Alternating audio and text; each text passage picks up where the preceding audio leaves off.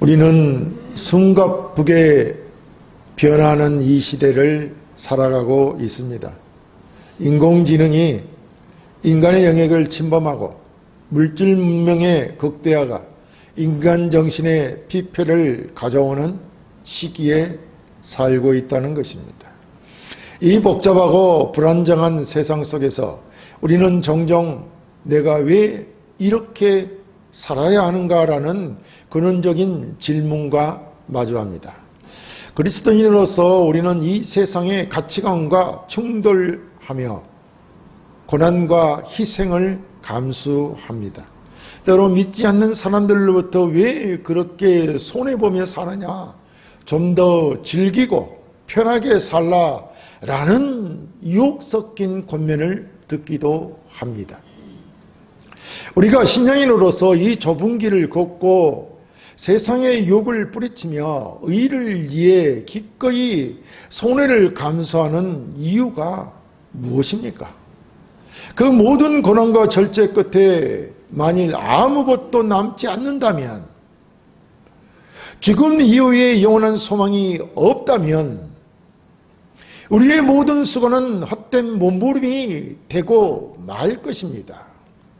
오늘 우리가 마주하는 말씀은 바로 이 질문, 부활이 없다면 우리의 삶은 도대체 무엇인가라는 질문에 대한 사도 바울의 강력하고 명쾌한 답변입니다. 고린도 교인은 영지주의적 사고와 헬라 철학의 영향으로 인해 죽은 자의 부활을 부인하는 심각한 신학적 오리에 빠져 있었습니다. 이들은 영혼의 구원은 믿었지만 육체의 부활은 믿지 않았습니다. 그러나 사도 바울은 부활이야말로 기독교 신앙의 핵심이며 우리 현재 삶의 모든 의미와 동력이 부활 소망에서 비롯됨을 역설합니다.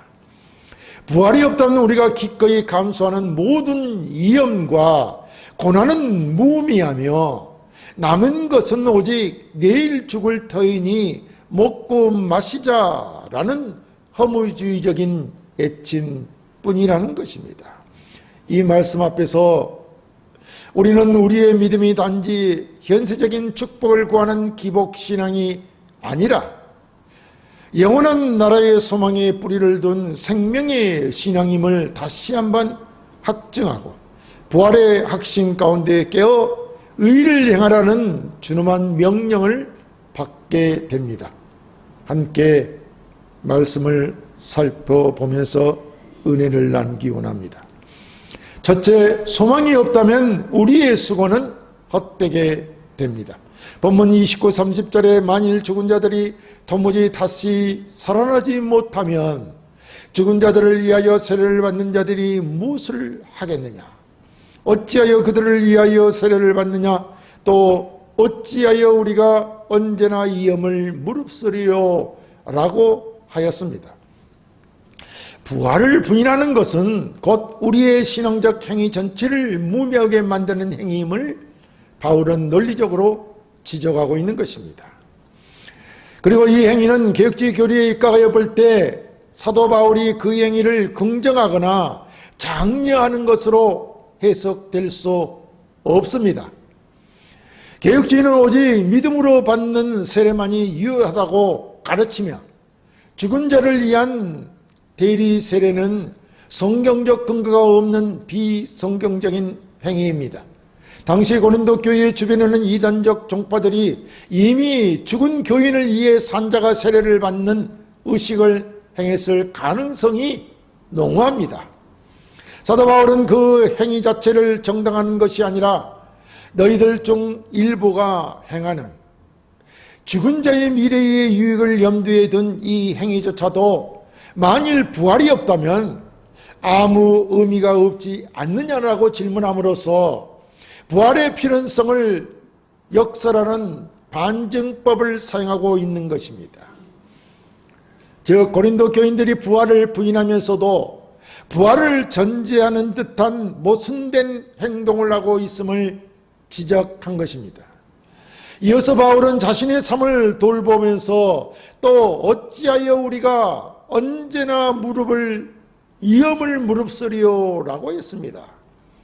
여기서 위험이란 단어는 복수형으로 사도 바울이 선교 여행 중 겪었던 무수한 고난, 박해, 생명의 위협 등을 포괄하는 용어라고 할 것입니다.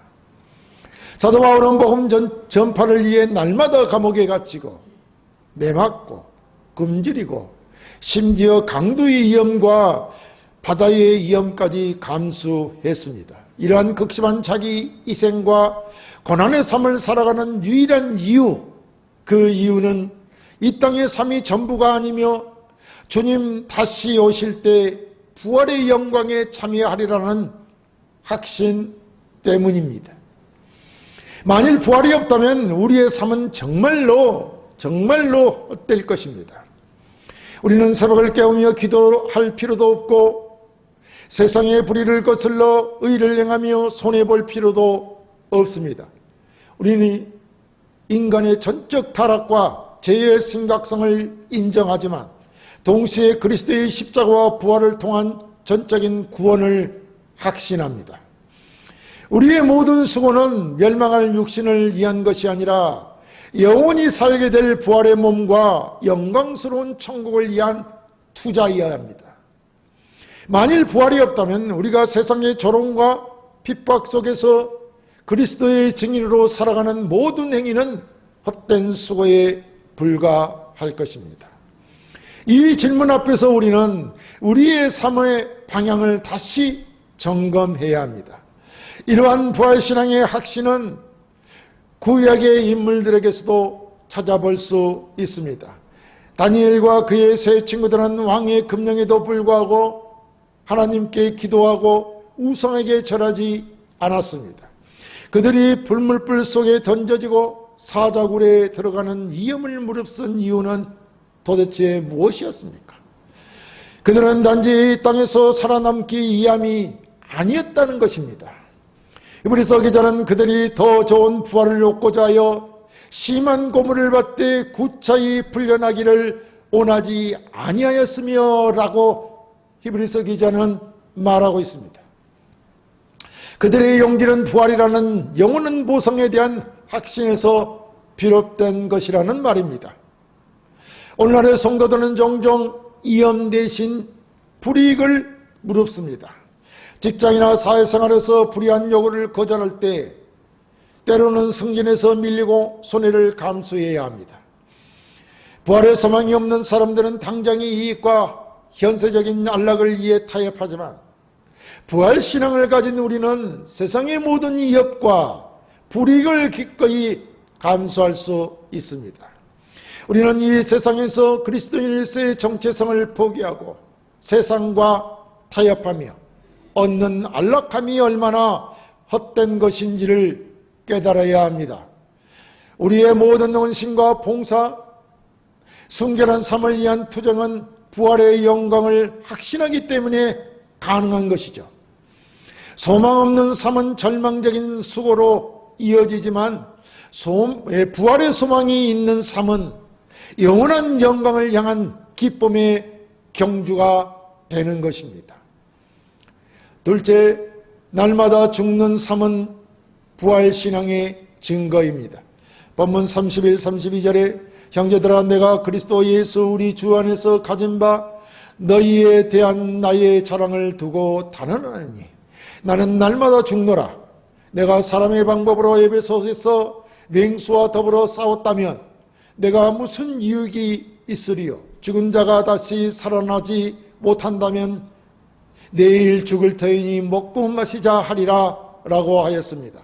부활의 소망을 부정하는 것은 단순히 신학적 오류에 머무는 것이 아니라 삶의 태도와 가치관을 근본적으로 뒤바꿉니다. 바울은 부활신앙이 낳은 극단적이고도 아름다운 삶의 실천을 제시하며 이를 부인하는 삶이 얼마나 험한 결론에 도달하는지를 대비시키고 있습니다. 바울이 나는 날마다 죽노라 라고 단언하는 것은 부활신앙이 낳은 가장 급진적인 고백입니다. 여기서 죽노라라는 현재 시제로 지속적이고 반복적인 행위를 나타냅니다.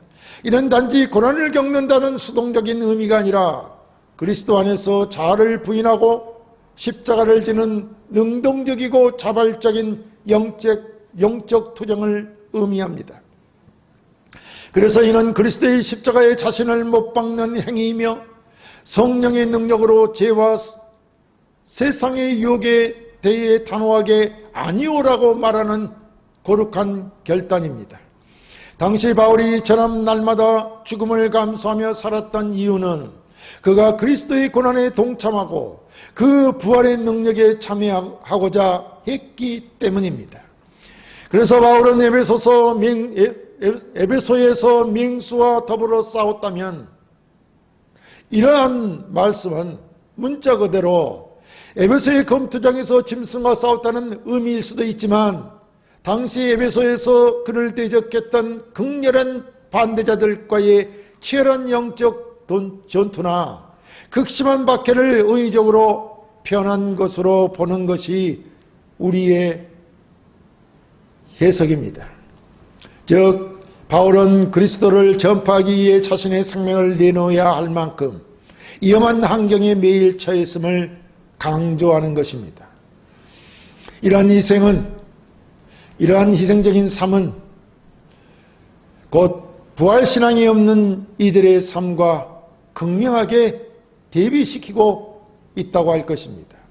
사실 32절에 죽은 자가 다시 살아나지 못한다면 내일 죽을 터이니 먹고 마시자 하리라 라고 한 이 문구는 이사야 22장 13절의 쾌락주의적인 구원을 인용한 것으로 허무주의적 쾌락주의의 정수를 보여주고 있는 것입니다.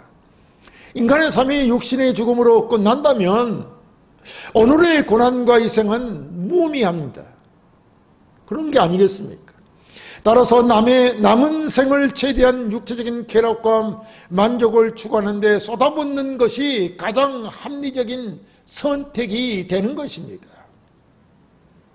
내일 죽을 터이니, 죽는 자가 다시 사는 일이 없다면 내일 죽을 터이니 먹고 마시자, 이런 얘기가 되는 것이죠. 이것이 바로 부활을 부인하는 자들이 도달할 수밖에 없는 비극적인 결론입니다. 성도 여러분, 우리의 신앙은 먹고 마시자는 쾌락주의적 삶의 방식과 날마다 죽노라라는 십자가의 삶의 방식 중 우리는 어느 쪽을 택하겠습니까? 어느 쪽을 택해야겠습니까? 우리의 교리는 신행일치의 삶으로 성화를 강조하며 이는 신자가 구원받은 이후에도 죄와 싸우며 그리스도의 형상을 닮아가는 평생의 가정임을 가르치고 있습니다. 날마다 죽는 삶은 곧 이 성화의 가정이며 죄된 자아, 옛사람의 욕망, 세상의 가치관에 대해 매일 십자가를 선포하는 것입니다. 우리 가운데 혹시라도 부활신앙의 확신이 희미해져서 세상의 즐거움과 안락함을 추구하는 먹고 마시자는 가치관에 동조하고 있는 그런 모습은 없습니까?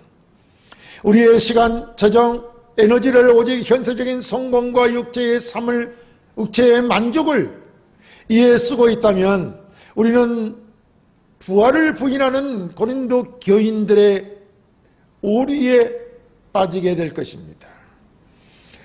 예수 그리스도의 제자였던 베드로의 삶을 생각해 보십시오. 예수님을 3번이나 부인했던 나약한 베드로가 오순절 이후 담대히 복음을 전하며 순교의 길을 걸어갈 수 있었던 원동력은 바로 예수 그리스도의 부활을 목격하고 성령의 능력으로 부활신앙을 확신했기 때문입니다. 부활은 과거의 사건이 아니라 현재 우리의 삶을 이끌어가는 능동적인 동력입니다. 오늘날 날마다 죽는 삶은 우리는 이 말씀을 어떻게 우리의 삶에 적용해야 할까요? 그것은 자기희생적인 봉사, 하나님 나라의 확장을 위한 물질과 시간의 헌신, 그리고 무엇보다 SNS나 미디어를 통한 세상의 문멸한 쾌락주의에 대해 거룩한 분별력으로 절제하는 것이 아니겠습니까? 직장에서 부당한 이익 대신 정직을 택하고 물질 만능주의에 젖은 세상 속에서 청결한 마음으로 이웃을 섬기는 것, 이것이 바로 부활신앙의 확신을 가진 자가 매일 감수해야 할 십자가입니다. 우리의 삶의 목표가 내일 죽을 육신을 위한 것이 아니라 영원히 살게 될 영혼과 부활의 몸을 위한 것임을 기억할 때 우리는 기꺼이 날마다 죽노라 라고 고백하게 될 것입니다. 셋째, 악한 동물을 끊고 의로 깨어나야 합니다. 본문 33, 34절에 속지 말라. 악한 동무들은 선한 행실을 더럽히나니 깨어 의를 행하고 죄를 짓지 말라. 하나님을 알지 못하는 자가 있기로 내가 너희를 부끄럽게 하기 위하여 말하노라 라고 했습니다. 사도 바울은 부활신앙에 대한 신학적 논증과 개인적인 간증을 통해 부활의 현실을 확증한 후 이제 고린도 교인들의 실제적인 삶을 향해 준엄한 경고와 강력한 권면을 던지고 있습니다. 이는 부활신앙이 단순한 교리가 아니라 윤리적 삶으로 반드시 이어져야 함을 보여줍니다. 본문에 속지 말라라는 경고는 고린도 교회 내부에 팽배했던 부활을 부인하는 잘못된 가르침에 미혹되지 말라는 강력한 명령입니다. 그리고 이어서 바울은 격언적인 표현은 악한 동무들은 선한 행실을 더럽히느니 라는 말을 사용합니다. 여기서 악한 동무는 단순히 나쁜 친구를 넘어서 악한 교제 또는 나쁜 대화나 가르침이라는 용어 해설이 가능합니다. 이들은 부활을 부인함으로써 결과적으로 성도의 거룩한 삶과 윤리를 훼손하는 자들로 교회의 순수한 신앙을 무너뜨리는 이단적 사상과 그에 동조하는 교인들을 모두 포괄합니다. 선한 행실이란, 또 여기서 선한 행실이란 그리스도인의 윤리적 품성, 즉 성화된 삶을 의미합니다. 고린도 교회는 당시 항구 도시의 물질적 풍요와 문란한 문화 그리고 헬라 철학의 지적 교만이 혼재되어 있었습니다. 부활이 없다고 주장하는 자들의 가르침은 결국 육체는 어차피 멸망할 것이니 마음껏 쾌락을 추구해도 된다는 방종주의로 이어졌던 것입니다.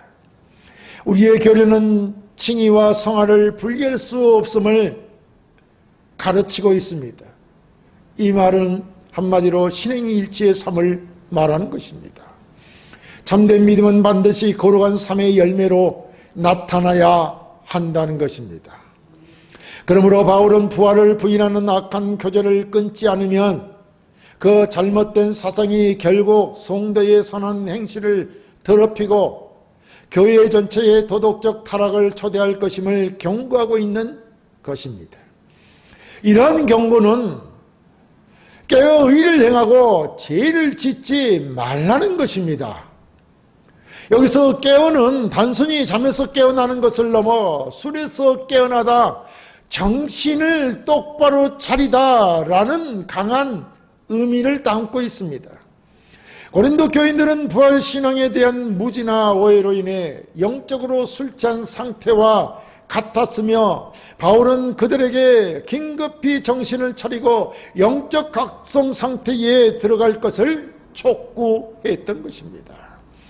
이 영적 각성은 곧 의를 행하고 죄를 짓지 않는 윤리적인 실천으로 직결된 것입니다. 바울이 이처럼 강하게 권면하는 이유는 하나님을 알지 못하는 자가 있기로 내가 너희를 부끄럽게 하기 위하여 말하노라 라는 구절에 있습니다.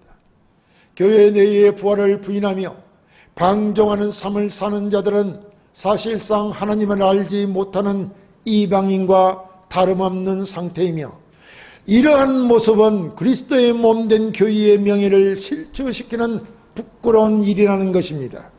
성도 여러분, 오늘날 우리에게 악한 동무는 무엇입니까? 누가 악한 동무입니까? 그것은 부활신앙을 희미하게 만드는 세상의 모든 영향력입니다.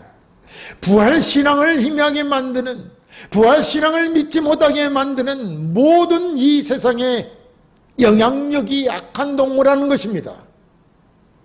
물질 중심의 가치관, 이런 것들, 쾌락을 손으로 여기는 미디어 콘텐츠, 이런 것들, 세상적인 성공만이 전부라고 속삭이는 이데올로기, 이런 것들이 우리의 선한 행실을 더럽히는 악한 동무라는 말입니다. 우리 개혁주의 교리의 핵심은 하나님 중심의 삶입니다. 우리는 부활하신 주님 앞에서 살아가며 우리의 모든 행실은 하나님 앞에 드러날 것입니다.